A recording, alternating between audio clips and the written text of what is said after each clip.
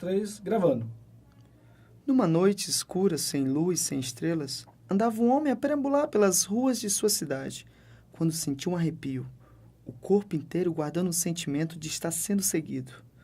O arrepio foi tão intenso que ele quis correr, mas não teve forças. A Mulher do Cemitério foi uma animação interessante, que foi a nossa primeira animação. E pensando em qual linguagem utilizar, eu e o Ítalo, a gente chegou num contexto de usar um stop motion com recortes de papel. Uma coisa é você ler uma história, outra coisa é você assistir essa história. Porque quando a gente lê, o universo da nossa cabeça é maior do que qualquer outra coisa que a gente possa ver. Como a gente vê a adaptação de um livro para um filme. O Ítalo sempre querendo uma coisa bem mais amena, e eu sempre insistindo, não, vamos fazer uma coisa mais terror, não sei o quê. Ele também queria fazer o terror, mas ele pensava nas criancinhas, eu não pensava nas criancinhas, queria fazer uma coisa caótica e tal. A gente começou a ser, vamos fazer uma coisa meio terror, mas ao mesmo tempo infantil. Tem uma mudança de clima muito rápida, assim, uma hora é aquele clima mais soturno, né, o mais de medo mesmo. Aí, de repente, muda pra parte que eles estão felizes e não sei o quê. Pôs-se diante daquele corpo nu e feminino construído com o tecer de suas mãos. Não estava funcionando no começo, simplesmente não estava, assim. Eu fazia e a música simplesmente não encaixava. Depois que eu consegui fazer essa música, que eu consegui reunir uma orquestrinha lá que funcionasse de alguma maneira, aí as outras músicas foram fluindo melhor, assim, o processo começou a ficar bem mais fácil para mim. Ah, essa pequenina é minha sala secreta. Essa é a exceção. Por favor, não abras em nenhuma hipótese. Suplico que não uses essa pequenina chave. Cuide-se bem e até a volta. Barba Azul. O Barba Azul tinha um conceito bem infantil no começo, né? Eu fiz umas ilustrações, pintei em aquarela, a Zuza olhou, torceu a cara, eu olhei assim, sim, então a gente faz o quê? Eu comecei a fazer uma pesquisa do Barba Azul. Nessa pesquisa, eu tentando ver se a história era famosa, e eu vi na internet, é famosa? Foi feito filme, foi feito livro, foi feito novela da Globo, Stephen King fez uma variação da história. Eu olhei assim, meu Deus, estamos com uma história ultra famosa, a gente tem que tratar essa história de uma maneira diferente. Então eu comecei a ver esse processo do desenho junto com o Ítalo de uma forma como um livro de história ilustrado, onde ele iria passar, seria narrada a história e você iria ver a figura. E a câmera iria atravessar, ver os detalhes dos desenhos. E essa parte é bem mais interessante, bem mais impactante na parte do quarto.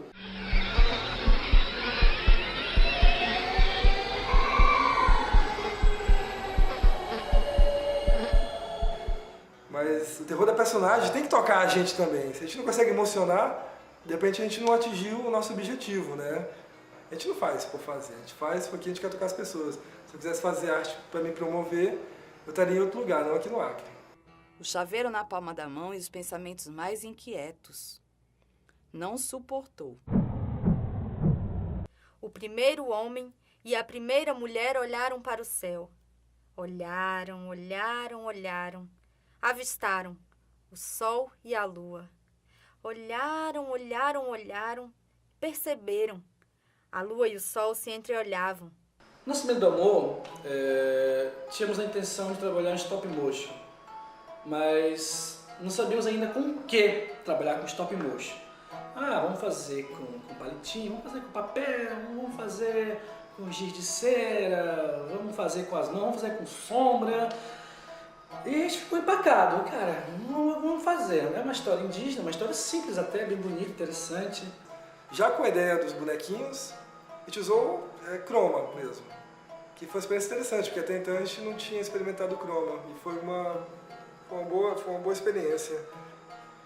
E depois colocamos os cenários, estudamos o que era cada coisa. Não tinha um roteiro porque a gente pegou a história direta, mas tinha um storyboard. Tudo aquilo que a gente fez tem um storyboard, uma base, tem um rabisco ali indicando o que é. Nada é por acaso, né? Tem todo um estudo, tem toda uma maturidade daquilo que se quer. Há muito tempo, a época dos avós de nossos avós, numa aldeia Caxinauá, no ocidente da Amazônia brasileira, o primeiro homem e a primeira mulher olharam para o céu. Olharam, olharam, olharam.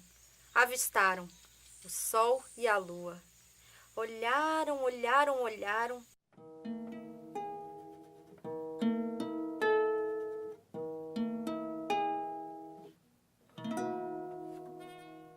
Basicamente isso, eu tava sentado na frente do computador e veio um dedilhadinho, pensei num dedilhado. E o legal é que, como eu tinha falado, não tem que ficar seguindo linha de raciocínio de nada, porque é muito livre essa questão de fazer uma composição para um filme. Tu não tem que seguir uma linha do começo até o fim da música, assim. Tu pode ir mudando as coisas, não precisa seguir harmonia, não precisa seguir escala nenhuma, eu acho isso bom demais. Tanto é que essa música ela é meio esquisita, assim. Esse dedilhadinho ele é meio estranho. O menino moço ouve ao longe um canto. Caminha, caminha, caminha.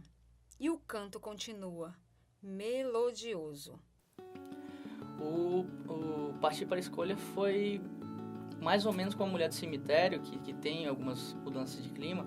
E eu tava querendo seguir a linha de raciocínio de usar um ou dois instrumentos no máximo. Mas não deu, assim, a gente viu que não deu e eu tive que usar mais algumas coisas, um pianinho, uma orquestrinha, alguma coisa assim, pra tentar dar um pouco de clima. Ele tem muito salto durante a narração, tem muita pausa da narração e a gente tem que dar um ritmo para aquilo dali através da música. A gente leu o texto, a gente olhou um pro outro, se perguntou, e aí? Como é que a gente faz isso? E a gente resolveu usar uma coisa que veio da nossa escola, como a gente costuma falar, né? Que é tipo TV Cultura, que a gente viu quando criança. Tinha aquelas coisas de contações de história, que a gente aprendia isso desde criança já, de pegar uns palitinhos, uns objetos e tudo mais e contar a história. Esse aqui é o rei, essa é a rainha e não sei o quê. Depois de muito caminhar e com muita sede, para diante de uma fonte e nela vê seu rosto refletido. Vendo seus cabelos compridos, desalinhados, atira-os na água. Então percebe que seus cabelos voltaram transformados em fios de ouro. Era uma história complicadíssima, onde o início era estranho e o final era mais estranho ainda. E a gente leu assim, caramba. Ítalo, eu não sei o que fazer com essa história. Eu tô com uma dificuldade extrema em caracterizar os personagens e o clima dessa história. Como é que eu vou fazer isso? Quando a gente começou a desenvolver a história de Cabelos de Ouro, tinha milhões de coisas que passavam na nossa cabeça. Uma coisa de pessoas bonitinhas, com seus cabelos douradinhos e caracoladinhos. Passamos por muitas coisas, assim, até que o Zusa bateu no peito e falou, deixa comigo. Tem uma sugestão, Ítalo. Tem um jogo que eu gosto, e tu conhece também, já jogou, que a gente podia botar esse clima. Aí ele perguntou que jogo. Eu falei o jogo, não vou falar o jogo aqui, não importa. Ele, caraca, vamos tentar? Vamos tentar. Eu caracterizei os personagens, pintei os personagens de preto. Quem jogou o jogo vai perceber na hora, é claro, né?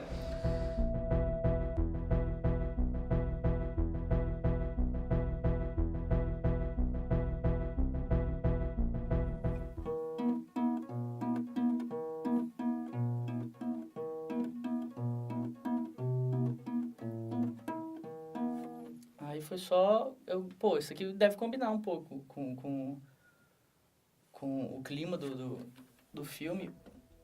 E aí eu fui adicionando umas cordinhas, umas coisas mais assim, mas ficou bem simples comparado com a Mulher do Cemitério. Eu e o Ítalo, a gente tava pensando numa coisa mais épica, uma coisa mais sombria, mas eu vi que não estava funcionando muito bem também, até antes de mostrar pra ele. Então eu cheguei com essa ideia de fazer essa coisa meio circense, né, que foi meio por acaso também, e funcionou. Aparentemente funcionou.